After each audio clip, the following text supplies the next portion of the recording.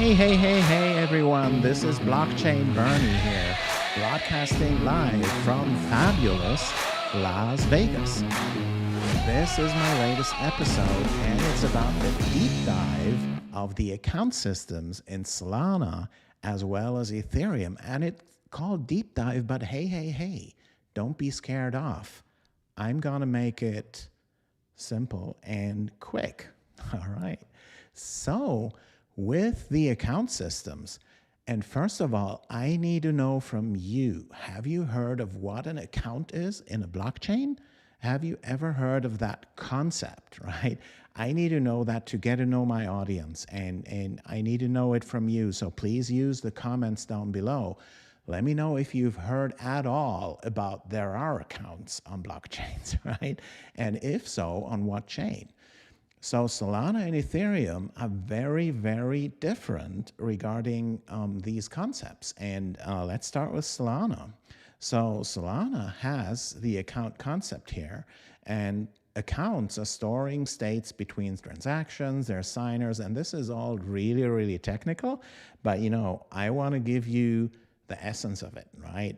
In Solana, an account is anything that stores something that, is persistent from one transaction to the other, right? So what could be persistent storage on Solana?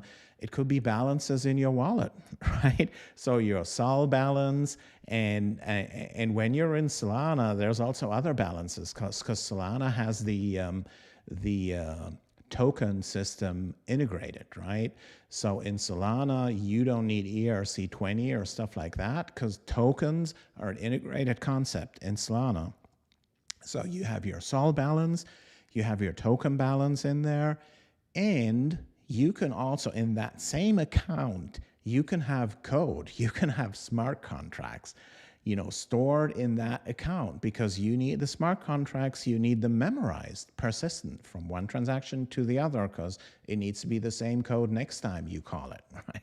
So this is all unified in Solana. And if you go to this page here, link in the description, it's super technical, but what it says is like, man, what you see in your wallet is the contents of a Solana account. It's your balances.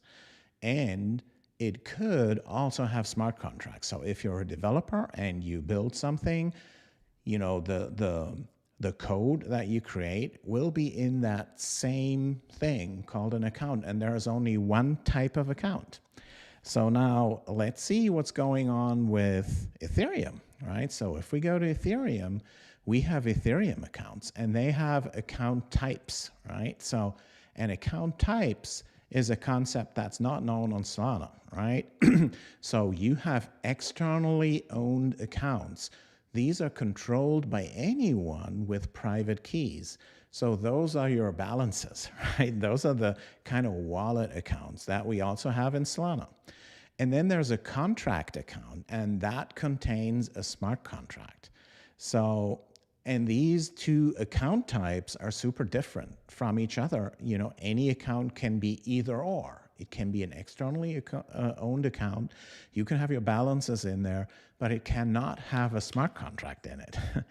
And you have that smart contract accounts that can have a smart contract, but they don't have your balances in there, right? So these things are really two different things, and it both has its advantages and disadvantages.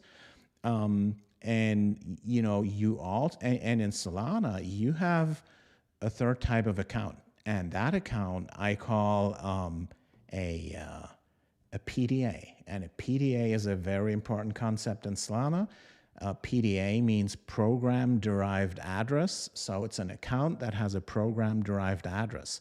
And these accounts are controlled not by a user that has the private keys, they are controlled by a smart contract, right? So that is really, really cool stuff that makes Solana so super, super flexible for developers, right? They can store all their data in these accounts and no one else can access these accounts other than that smart contract.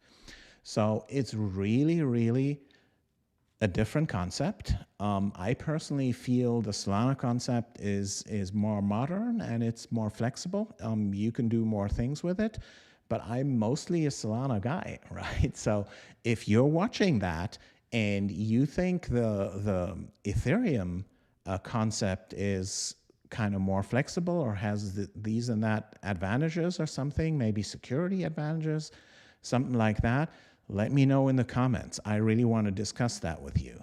And then, I had another video about what is a smart contract wallet.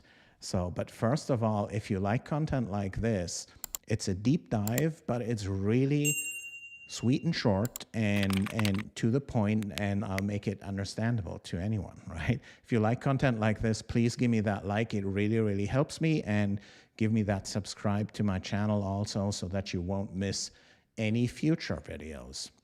So with the other video that I had on a smart contract wallet, since I'm a Solana guy, I said like, well, what's a smart contract wallet? It's and there's no, no generally accepted definition of the term, right? You can Google it and, everyone can say, oh, what's a smart contract wallet? And one of my viewers just asked that question. I made a video about it, and I said, hey, a smart contract wallet is a wallet that contains contains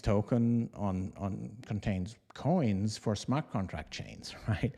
But on Ethereum, it's different, right? Because you have these externally owned accounts, and you have the smart contract accounts, and then if you have a wallet that can also handle smart contracts, and maybe even multi-sig wallets that, enable you to access your funds only when several people sign, right? Just like with a company, you need 2 signatures from, representatives of the company, something like that. You can do that on the blockchain as well with multi-sig wallets. That's an example of a smart contract wallet. And, someone told me like, hey, smart contract wallets are more than I said in my video.